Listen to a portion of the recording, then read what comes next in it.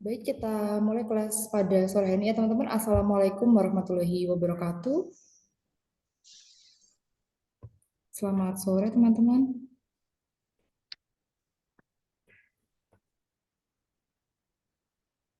Suara saya bisa terdengar ya? Bisa. Oke, langsung saja ya, saya izin share screen.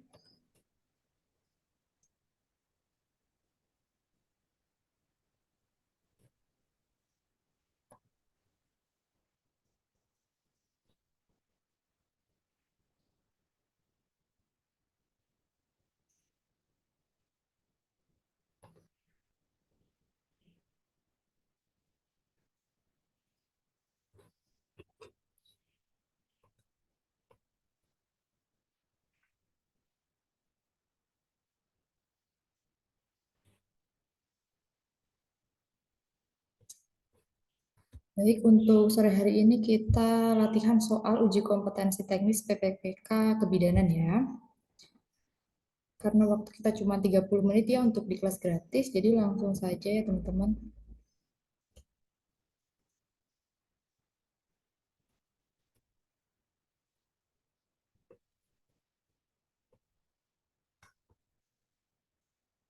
Nah, ini adalah tips dan trik mengerjakan soal hukum ya, sama sih sebenarnya dengan soal PPK bidan ya, karena kan soalnya juga berbentuk vignette. Nah, kemarin sebenarnya kita sudah bahas di pertemuan pertama ya. Nah, jadi bisa dibaca ya teman-teman. Yang pertama adalah bacalah pertanyaan dahulu baru mencari data di kasus, kemudian selalu gunakan SOAP, perhatikan lokasi pelayanan dalam kasus, gunakan data dalam soal, jangan berasumsi, kemudian jawablah sesuai pertanyaan dan jawablah sesuai teori dan wewenang kita sebagai bidan.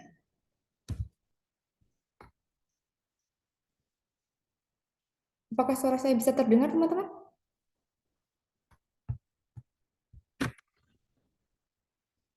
Yes, bisa terdengar? Oke, bisa ya. Dengar kayak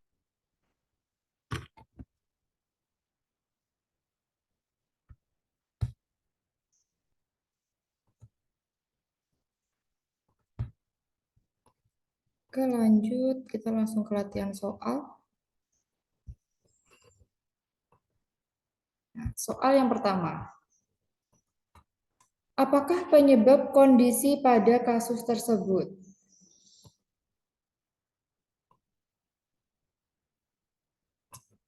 Seorang perempuan berusia 50 tahun datang ke poli kandungan. Oke, lokasinya. Kemudian usia juga ya. Mengeluh menstruasi tidak teratur.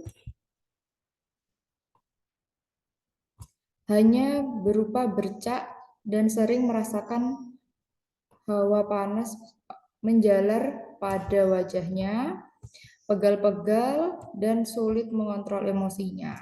Oke, jadi kita tadi ya gunakan SOAP. Jadi berdasarkan data pada kasus, kira-kira diagnosanya apa teman-teman?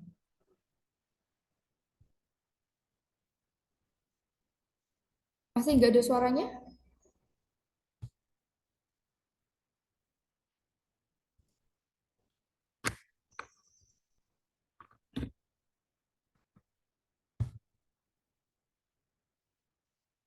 Ini ada suaranya apa nggak teman-teman? Bisa terdengar jelas ya?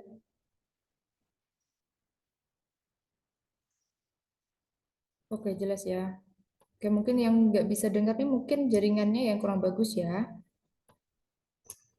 Oke, jadi berdasarkan kasus ini di soal nomor satu, kira-kira diagnosanya apa teman-teman? Jadi kita sebelum memilih jawaban kita harus tahu diagnosanya terlebih dahulu. Nah, kira-kira ibunya mengalami apa? Usia 50 tahun, kemudian gejalanya seperti ini ya.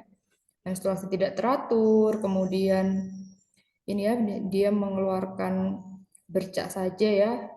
Kemudian sering merasakan hawa panas menjalar pada wajahnya, pegal-pegal dan sulit mengontrol emosinya.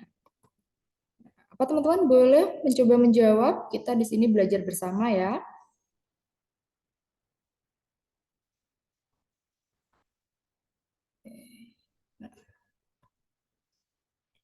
Menopause.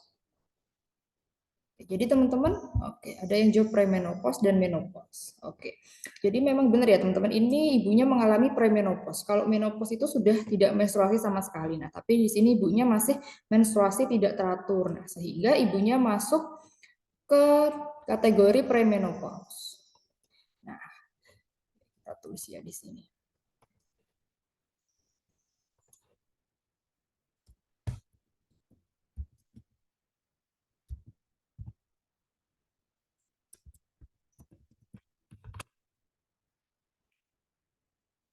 Nah, dari gejala premenopause ini disebabkan apa teman-teman? Apakah A, penurunan FSH dan LH, kemudian apakah B, penurunan progesteron, ataukah C, peningkatan estrogen, atau D, peningkatan progesteron, atau E, penurunan estrogen? Nah, yang mana teman-teman jawabannya yang tepat? A, B, C, D, atau E?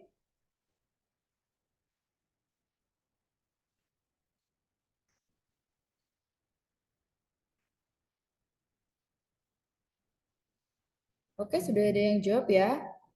Jawabannya yang E ya, penurunan estrogen. Nah, jadi pada ibu premenopause itu terjadi perubahan hormon. Nah, di mana estrogen menurun. Nah, kemudian hormon gonadotropin,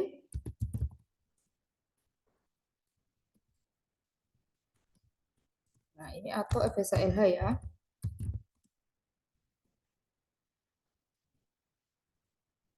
ini meningkat.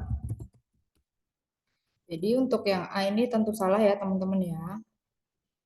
Jadi dia memang terjadi penurunan hormon estrogen, di mana penurunan hormon estrogen ini akan menimbulkan efek imbal balik ya, sehingga meningkatkan hormon gonadotropin atau hormon FSH dan LH. Oke, kita lanjut.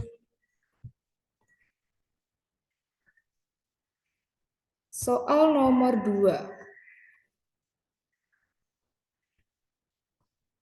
Disebut apakah keadaan pada kasus tersebut? Seorang perempuan berusia 23 tahun datang ke rumah sakit dengan keluhan saat ini siklus haidnya lebih panjang dari biasanya, yaitu lebih dari 35 hari. Nah, sebelumnya siklus haidnya normal. Nah, ini sama kayak diagnosa ya teman-teman ya. Jadi berdasarkan kasus tersebut, kira-kira jawabannya yang mana? Apakah A, amenore, kemudian B, menorrhagia, C, hipomenore, D, polimenore, atau E, oligomenore?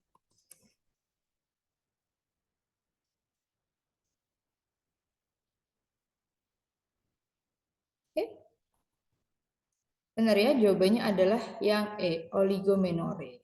Oke, kita bahas ya teman-teman ya. Jadi kalau amenor dia tidak haid ya, tidak menstruasi. Kemudian kalau menorrhagia di sini haidnya banyak dan lama. Kalau hipo ini jumlahnya ya. Kalau hipo ini sedikit.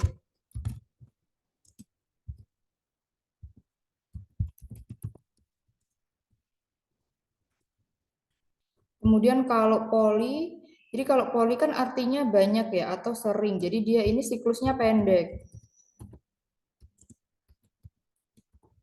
Nah, kalau oli dia kan berarti jarang ya atau siklusnya panjang. Jadi sesuai dengan kasus di sini ya. Lebih dari 35 hari.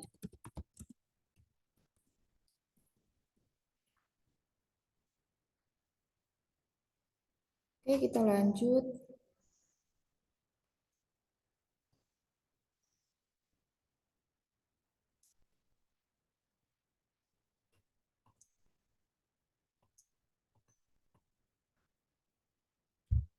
Lanjut soal nomor 3. Diagnosis ya, ini apakah diagnosis yang tepat pada kasus tersebut? Seorang perempuan berusia 35 tahun, G4P3A0, usia kehamilan 39 minggu, datang ke bidan mengeluh nyeri perut, keluar darah merah kehitaman. 7 jam yang lalu, ibu terjatuh. Hasil pemeriksaan tekanan darah 90/70, nadi 100 kali per menit, pernafasan 24 kali per menit, suhu 36,5 Celcius, palpasi bagian janin tidak jelas. DJJ sulit terdengar. Oke, berdasarkan data subjektif dan objektif yang ada pada kasus, diagnosisnya apa? Apakah A. Placenta previa, B. Solusio placenta, C. Abruptio placenta, D. Placenta filamentosa, atau E. Retentio placenta? Oke, jawabannya sama semua ya. Benar ya, jawabannya adalah yang B. Solusio placenta. Jadi kasus perdarahan pada ibu hamil biasanya yang keluar ada dua teman-teman ya, ada placenta previa dan solusio placenta. Jadi kalau menghafalkan triknya adalah untuk placenta previa ini darah berwarna merah segar.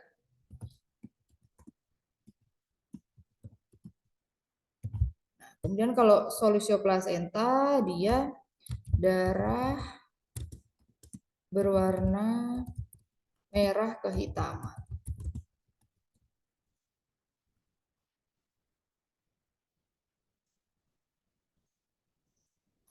Baik, kita lanjut ya.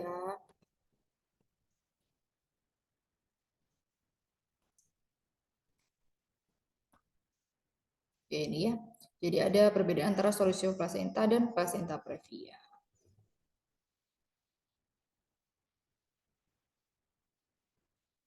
Kemudian soal nomor 4. Berapakah tafsiran berat janin tersebut? Nah, jadi yang ditanyakan adalah TBJ.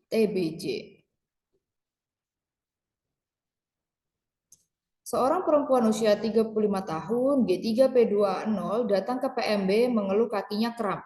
Hasil pemeriksaan usia kehamilan 32 minggu. TFU 33 cm, palpasi kepala belum masuk PAP. Dan pemeriksaan janin baik. Nah, berapa TBJ-nya teman-teman?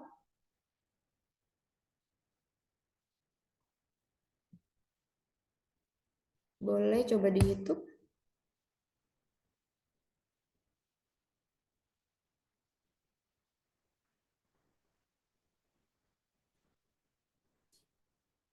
Baik, kita bahas ya. Oke, B semua jawabannya.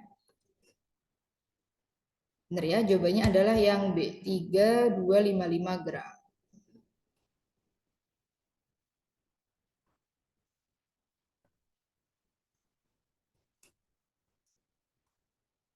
Nah, jadi untuk menghitung TBJ ini ada dua rumus ya teman-teman. Ada ketika kepala belum masuk PAP. Nah, di sini penandanya adalah kepala konvergen, atau di sini penurunannya 5/5, 4/5, 3/5. Nah, TBJ-nya adalah TFU dikurang 12 dikali 155. Kemudian untuk yang kepalanya sudah masuk PAP, nah penandanya adalah kepala divergen, kemudian penurunan kepalanya 2/5, 1/5, dan 0/5. Rumusnya adalah TBJ TFU dikurang 11 dikali 155. Nah, jadi tadi kita balik lagi ke soal ya. Nah, jadi kita gunakan rumus yang atas ya, jadi dikurang 12. TBJ TFU-nya 33 dikurang 12 dikali 155.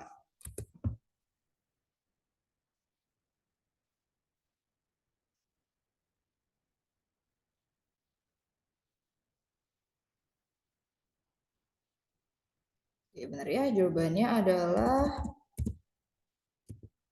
3255 gram. Oke, lanjut ya teman-teman.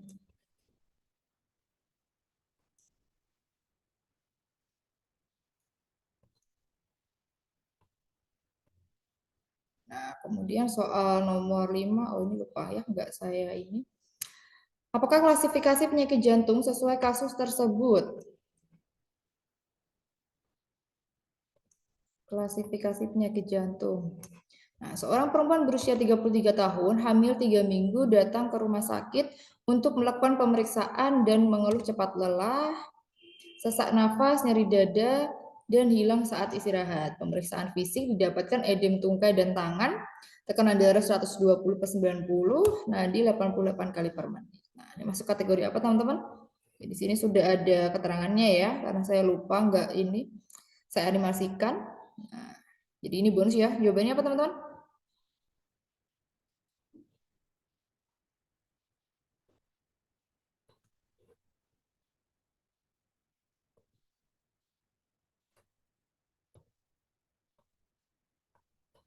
Oke, jawabannya yang B ya, kelas 2. Jadi di sini untuk kategori atau klasifikasi penyakit jantung ada 4 ya teman-teman ya. Ada kelas 1, kelas 2, kelas 3, dan kelas 4. Jadi kalau kelas 1 di sini tanpa gejala pada kegiatan biasa, nah, tanpa batas gerak. Jadi dia masih bisa beraktivitas seperti biasa. Kemudian kalau kelas 2, nah jadi waktu istirahat tidak terdapat gejala. Nah, kalau dia gerak fisiknya sudah terbatas ya, ada gejala payah jantung. Nah, di mana cepat lelah, sesak nafas, nyeri dada, udem tungkai, dan tangan. Jadi sesuai di sini ya. Jadi dia keluhannya ini akan hilang saat istirahat. Nah, kemudian di klasifikasi kelas 3 di sini dia sudah sangat terbatas ya untuk aktivitasnya atau geraknya. Nah, dia gerak minimal saja sudah menimbulkan gejala payah jantung. Nah, kemudian di kelas 4 dia waktu istirahat saja sudah mengalami gejala payah jantung. Oke. Kita lanjut.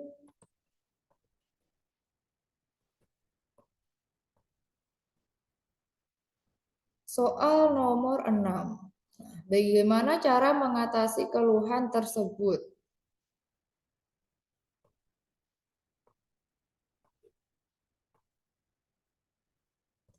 Seorang perempuan usia 28 tahun, G2P1A0, datang ke bidan untuk pemeriksaan kehamilan.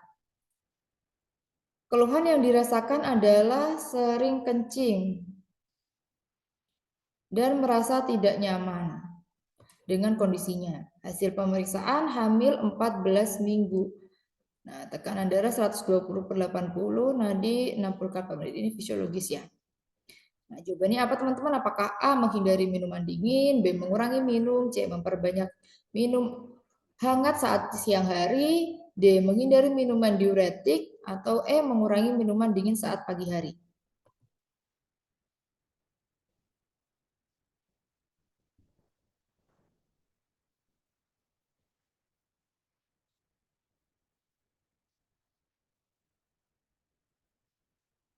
Oke, jawab ini ada yang berbeda ya, ada A, ada D.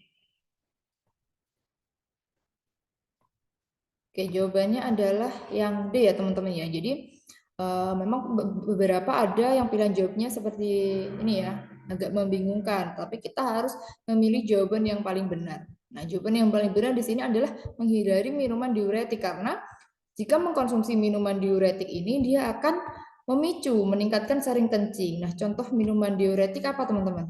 Di sini ada ini ya, teh, kopi, nah yang mengandung kafein. Nah, ini minuman diuretik ya. Jadi biasanya kepada keluhan ibu yang sering kencing atau BAK dia diusahakan menghindari minuman teh atau kopi.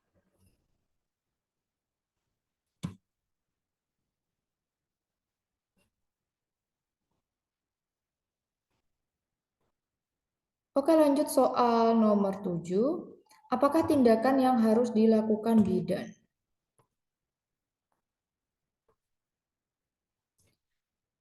Perempuan usia 22 tahun melahirkan anak pertamanya 15 menit yang lalu. Bayi lahir spontan. Plasenta lahir lengkap.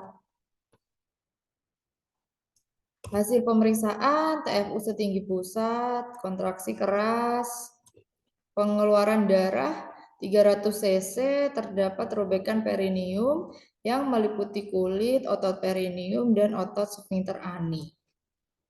Nah, tindakannya apa teman-teman yang harus dilakukan?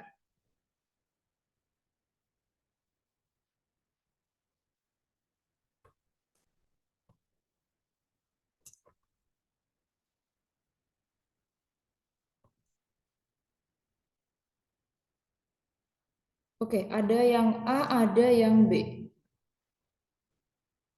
Oke, jadi berdasarkan data pada kasus ya teman-teman, di sini robekan perineumnya meliputi kulit, otot perineum sampai dengan otot sphincter ani. Nah, ini dia masuk derajat berapa teman-teman rupturnya?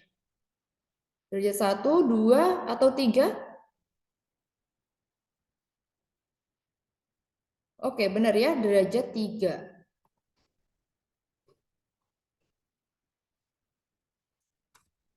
Ruptur derajat 3. Grade 3 gitu ya. Nah, jadi untuk grade 3 ini wewenang bidan atau bukan teman-teman? Ingat ya tadi kita di tips dan triknya kita harus mengerjakan sesuai dengan tugas dan wewenang kebidanan. Tugas bidan atau bukan? Kalau dia rupturnya grade 3, oke, benar ya, bukan. Jadi headingnya harus dilakukan di kamar operasi. Sehingga jawabannya yang tepat ya dari pilihannya di sini ada A merujuk, kemudian B menjahit laserasi, C mengosongkan kandung kemih, D mengukur tekanan darah, E memberikan anestesi lokal. Jadi jawabannya yang paling tepat adalah yang A. Oke. Jadi teman-teman hati-hati ya, ingat kita harus menjawab soal itu sesuai dengan kewenangan kita sebagai bidan. Jadi kalau bukan kewenangan ya kita cek lokasinya, tapi di soal ini tidak tercantum lokasi. Nah, jadi kita harus memilih jawaban yang paling benar di antara pilihan jawaban. Nah, sehingga jawabannya adalah yang A merujuk. Nah, jadi harus lebih hati-hati lagi kalau membaca deskripsi kasusnya.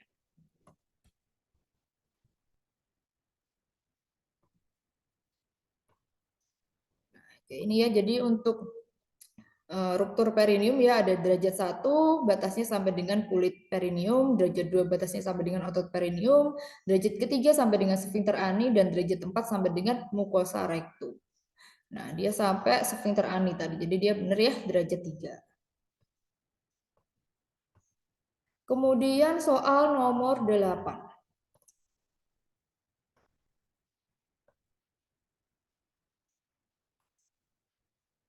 Apakah penyebab perdarahan tersebut?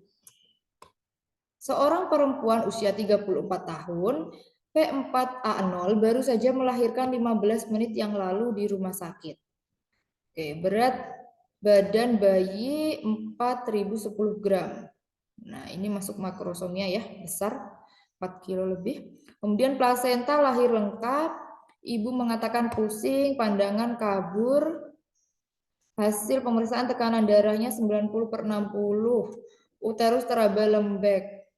Perdarahan per vaginum 1 bengkok penuh. Jadi mungkin sekitar 500 cc kalau 1 bengkok penuh.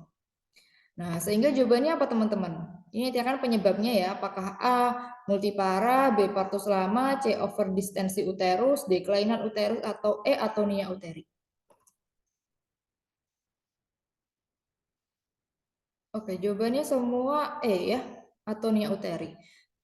Oke, jadi teman-teman bedakan ya antara soal penyebab dengan diagnosa. Di sini yang ditanyakan adalah penyebabnya teman-teman. Nah, jadi memang di dalam kasus ini ya kalau kita gunakan swab, dia diagnosanya adalah atonia uteri ya, karena di sini ada perdarahan dan uterusnya terambah lembek. Tapi yang ditanyakan adalah penyebabnya. Nah, penyebab atonia uterinya karena apa teman-teman? Yang mana? A, B, C, D, E? A, multipara? Oke, banyak yang ini Mas bingung ya. Oke, jadi jawabannya yang tepat adalah yang C, over distance uterus. Oke, di sini ada clue ya, bayinya ini besar, makrosomia ya, dia 4 kilo 10 gram nih. Nah, sehingga biasanya kalau pada bayi makrosomia sehingga dia terjadi over distance uterus. Jadi kan habis uterusnya besar banget terus tiba-tiba langsung lahir. Nah, itu ini biasanya menyebabkan atonia uteri. Nah, jawabannya yang C ya, over distance uterus. kasus. Jadi bukan karena multiparanya teman-teman ya. Di sini ada clue-nya, berat badan bayinya. Oke, jadi lebih hati-hati lagi ya dalam membaca kasus.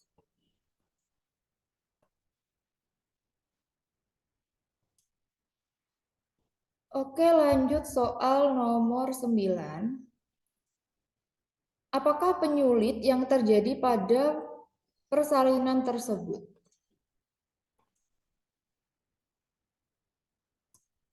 Seorang perempuan usia 30 tahun, G2P1A0, usia kehamilan 39 minggu, datang ke PMB pukul 11. Dengan keluhan kenceng-kenceng sejak pukul 2, hasil pemeriksaan TFU 37 cm, DJJ 140 kali per menit, HIS 4 kali dalam 10 menit selama 45 detik. Pembukaan 10, penurunan kepala H2, sudut arkus pubis teraba lancip, kurang dari 90 derajat. Nah, kalau kayak gini ini sama nih dengan diagnosa. Nah, jawabannya apa? Apakah A. makrosomia, B. inersia uteri, C. partus macet, D. distosia bau, atau E. cephalopelvic disproportion atau CPD. Oke, benar ya. Gampang ya soal ini ya. Jawabannya adalah yang E. Jadi kata kuncinya adalah di sudut arkus pubis teraba lancip kurang dari 90 derajat. Nah, ini adalah indikasi CPD.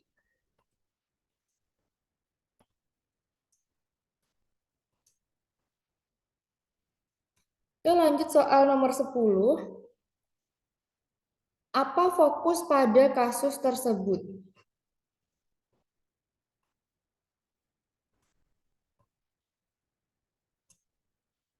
Oke, seorang perempuan berusia 26 tahun, P1A0, melahirkan 6 jam yang lalu. Di PMB, hasil pemeriksaan KU baik, TTV normal, TFU 2 jari di bawah pusat, lokia rubra, tidak ada kelainan. Jadi ini seperti KN ya, jadi KF, kunjungan nifas ya. Jadi kunjungan nifas ini ada fokus-fokus tertentu antara KF1, KF2, dan KF3 ya.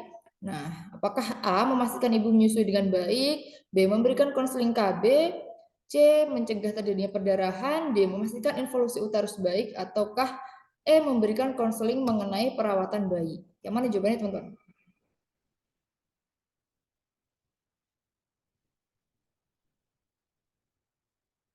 Ada yang A, ada yang D, ada yang C. Oke. Jawabannya adalah yang C ya, mencegah terjadinya perdarahan. Nah, jadi di sini teman-teman ini adalah fokus kunjungannya ya pada KF. Nah, jadi pada kunjungan pertama di sini waktunya adalah 6 sampai 8 jam. Kemudian dia fokusnya mencegah perdarahan pada masa nifas ya, mendeteksi dan perawatan penyebab lain perdarahan, jadi masih perdarahan, mencegah perdarahan, pemberian ASI awal, mengajarkan bonding attachment ya, menjaga bayi tetap sehat, mencegah hipotermia ya, menjaga kehangatan bayi. Kemudian kunjungan kedua 6 hari postpartum, di sini memastikan involusi uterus berjalan dengan normal. Nah, ini fokus ke ibu ya, cara menyusui, istirahat cukup. Nah, kemudian di KF3 2 minggu postpartum, nah di sini sama dengan KF2, kemudian kalau KF4 dia lebih terfokus ke memberikan konseling KB secara dini. Baik teman-teman, untuk kelas gratis kita waktunya cuma 30 menit ya. Oke.